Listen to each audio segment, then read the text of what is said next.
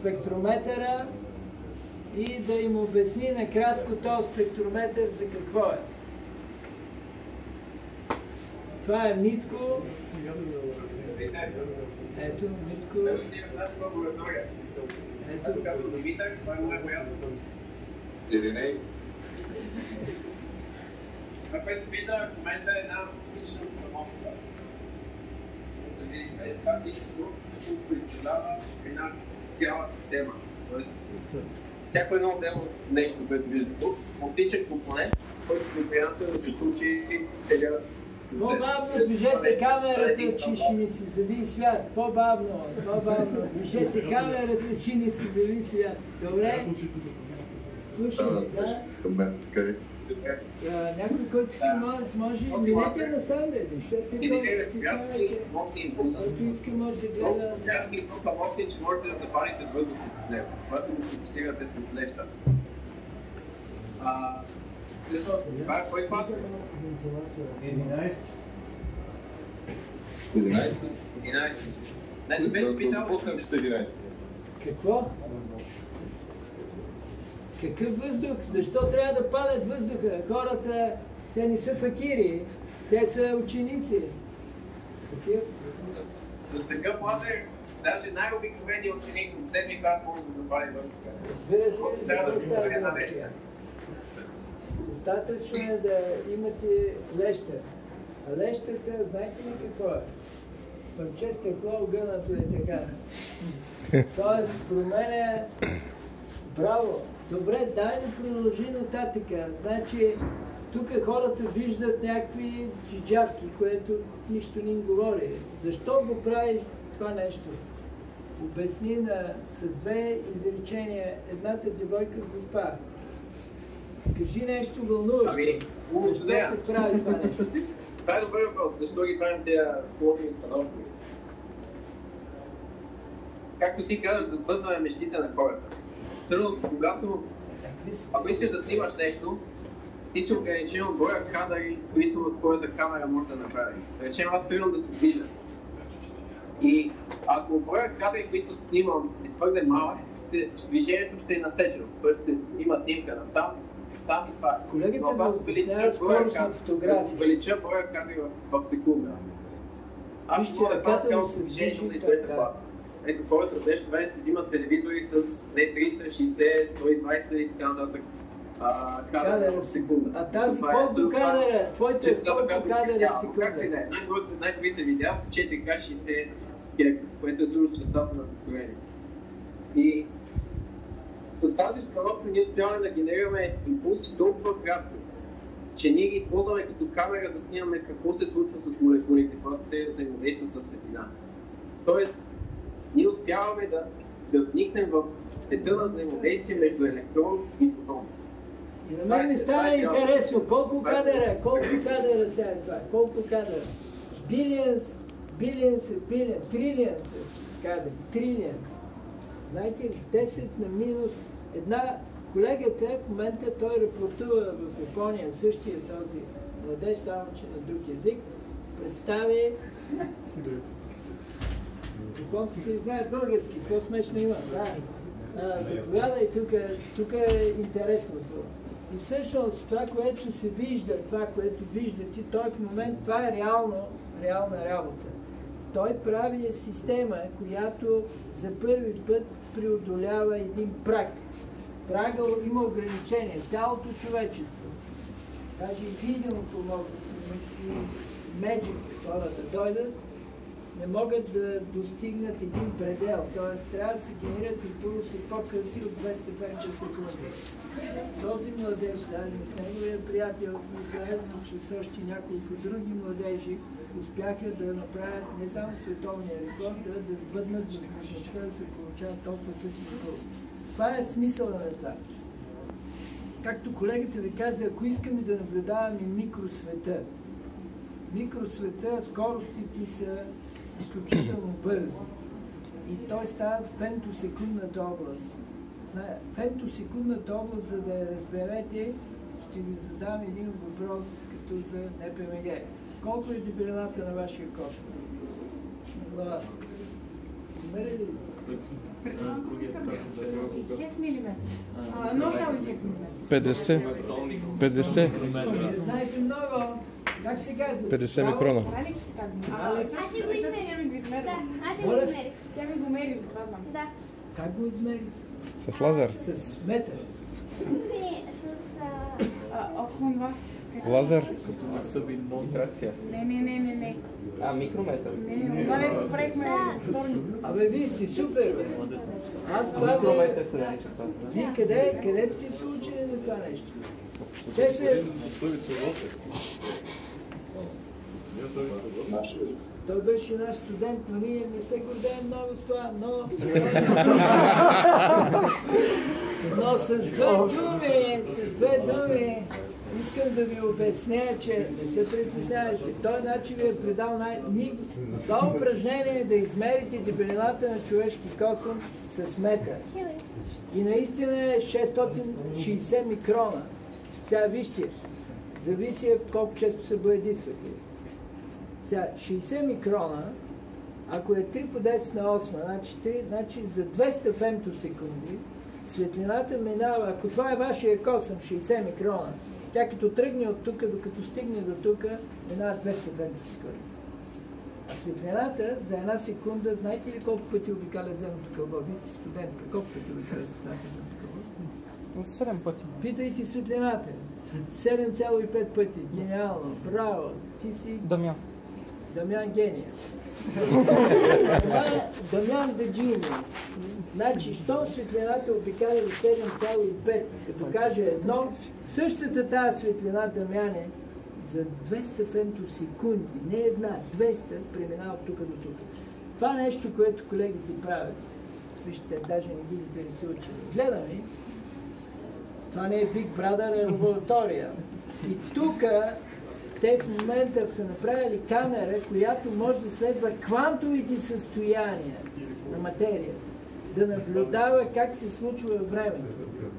Значи електроните, като са вътре, те като дойде нещо, те отиват, те се възбуждат някъде и започват да заемат определени състояния, наречени квантови състояния. Вие виждате, както аз ви виждам с камерата, тези състояния и започвате да виждате как те се движат, както се движат моите ръце. И това нещо го правят те двама души. Нали? Те фокусират лъча и тук, разбира се, сега ще кажете, ама кой друг го прави това нещо? Отговор е всички след 1999 година. Защото всички знаят. Но има ли нещо, което те правят повече? Отговор е, разбира се. Кое правят повече? Значи това, което е направено е, че примерно като правиш нещо, ти имаш ограничение. Т.е. ти можеш да гледаш бързите процеси, обаче не можеш да продължиш повече от някакъв интервал от време, 10 на минус 9. Наносекунда, знаете ли какво е? Електрониката работи със скорост. Всички процесори, дето се купуват и гигахерц, означава наносекунда. Гигахерц. Това е безкрайно бавно за фемтосекунда. Гигахерц е все едно вие да живеете хилядолетия спрямо една фемтосекунда. Пред вас са хилядолетия, като ви кажат, значи това е положение. Наистина пред вас са хилядолетия, защото знаете много. И сега, това нещо може да се разшири динамичния обхват на измерване, т.е. най-късото време към най-дългото 10 на 6 пъти. Това сме направили в тази лаборатория. 10 спрямо съществуващите масове на планетата.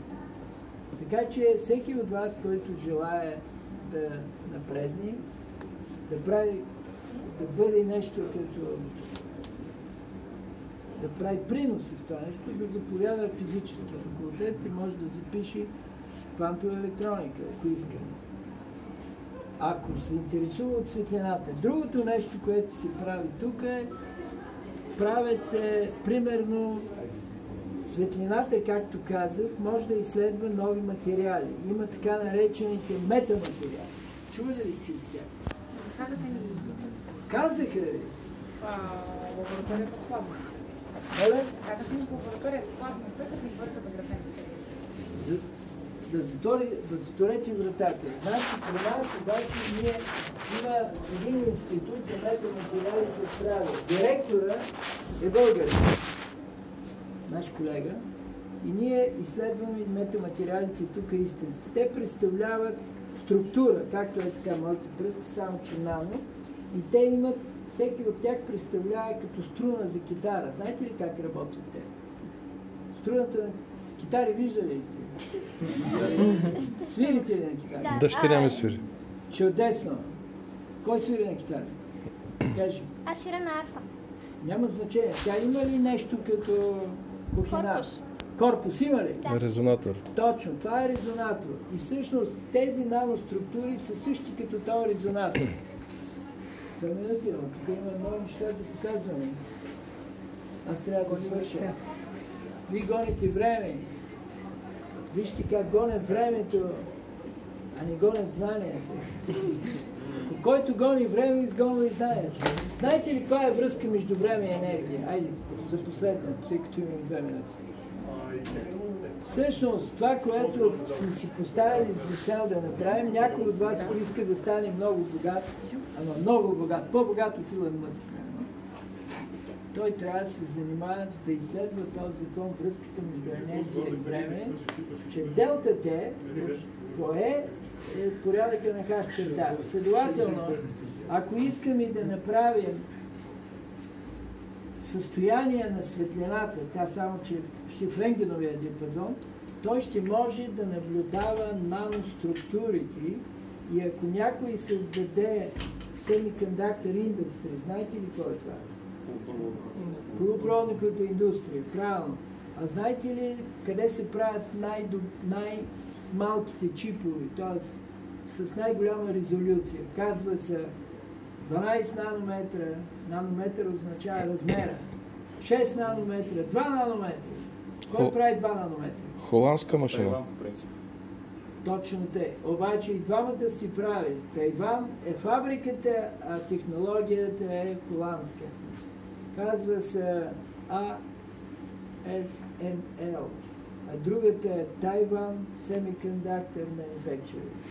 Тези компании, хората какво правят? Войни, за да ги има. А вие, това, което не е направено, е да се направи устройство, което да вижда, след като произвежда ръката ми как е набръчкана от работа с студенти. Виждате?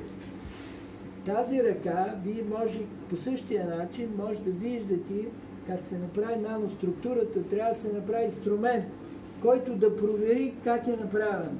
Иначе чиповете много загуби, много пари. И това нещо предстои да се направи. Ние сме направили една... Ето тези джентлмени, които стоят отекчително тук.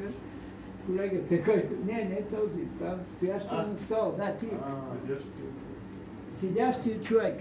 Той, в заключение, само ще ви покаже в момента един Фуре процесор в реално време. Фуре, знаете ли кой е? Фуре изображение. Господин Теодосиев, не ви ли е казал? Да, това е... Слушам ви, по-бързо, включвай всичко. Когато се развади сигнал на чисто. Абсолютно, на синусоиди.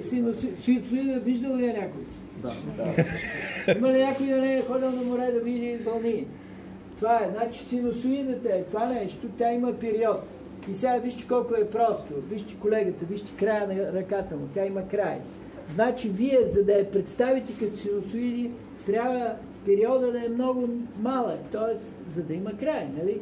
Значи високите честоти са където е периферията, а ниските честоти, това където се променя, говоря пространствени. И това е точно така.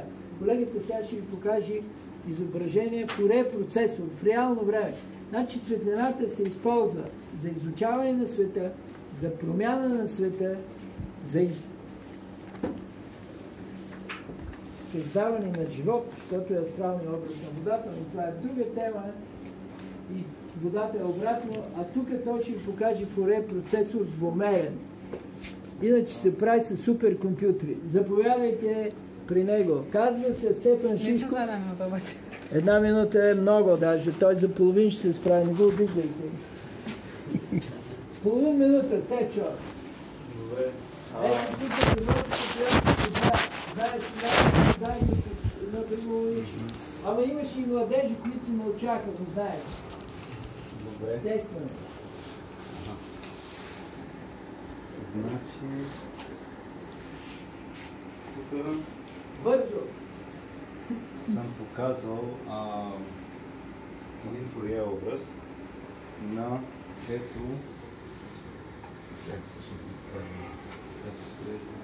оригиналния образ. Това е една решетка, през която съм прекарал един лазерен сноп и това е нейният образ.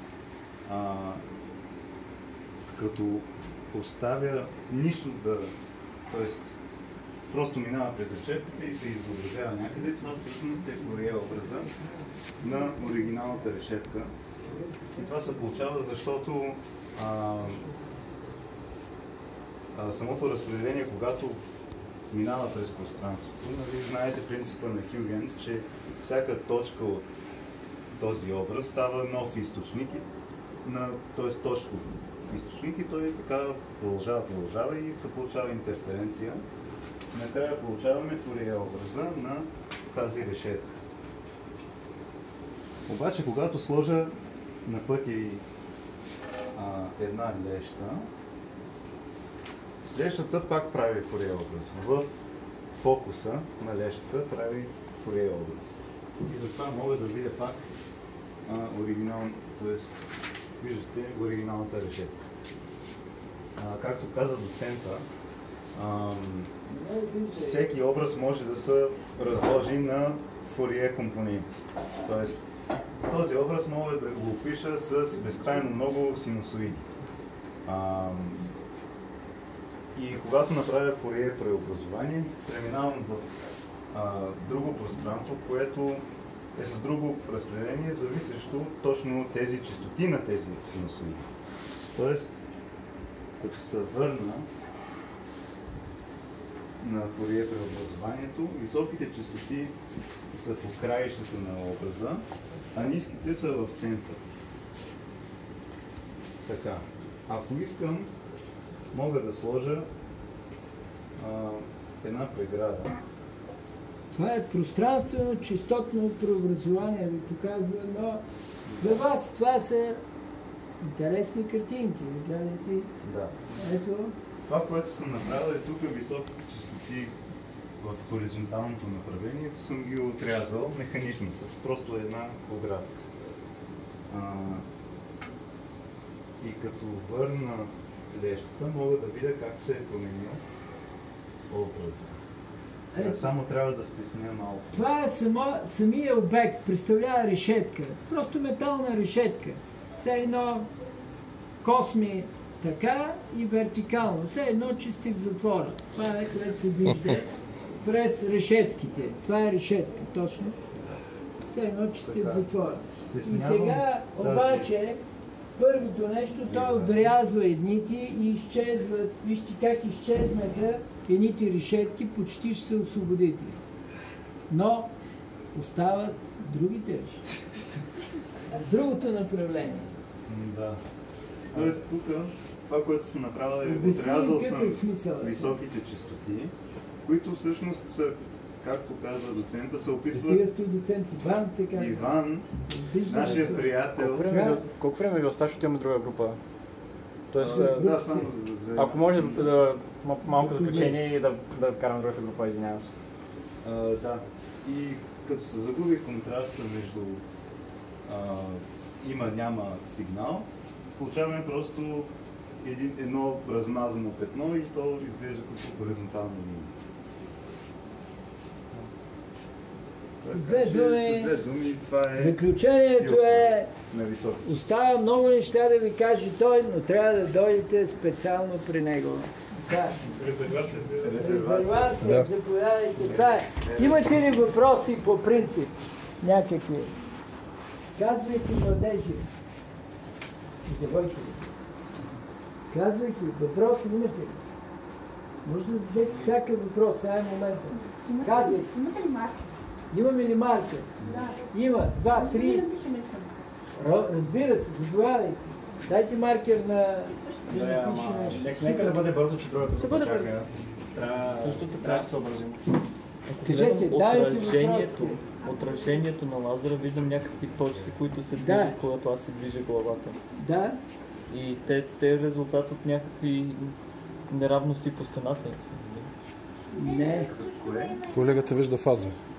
Не, това, което ви виждате точки, това е спекъл структурата и кои точки. Елате тук близо. Обяснете ми. Ето. Въпросът е...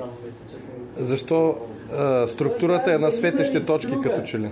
Структурата защо не е равномерна? Това се нарича спекъл структура. Тъй като се получава интерференции на много нисък обхват, тъй като светлината е кохерентна. И вие виждате така като снежинки натрупани, нали? Да. Това И това от неравности по стената. Не, няма нищо общо. И това, че страната е дифузна. Ако сложа... Ето, вижте, ето показателство. Лист. Вижте как има същото на листа. Листа е плосък. Какво написахте? Искам да видя. Преведе сентенцията на Сенека на неговият тегловен език. Оригинала! Вие сте върха, браво! Как се казвате? Ралица. Втори път ми казахте и трети път да го попитам, пак ще бъде Ралица. Браво! Благодаря ви! Това е водният език на нашите неко. Същото латински. Довиждане, да, и здравейте също. Откъде съм възможден? Аз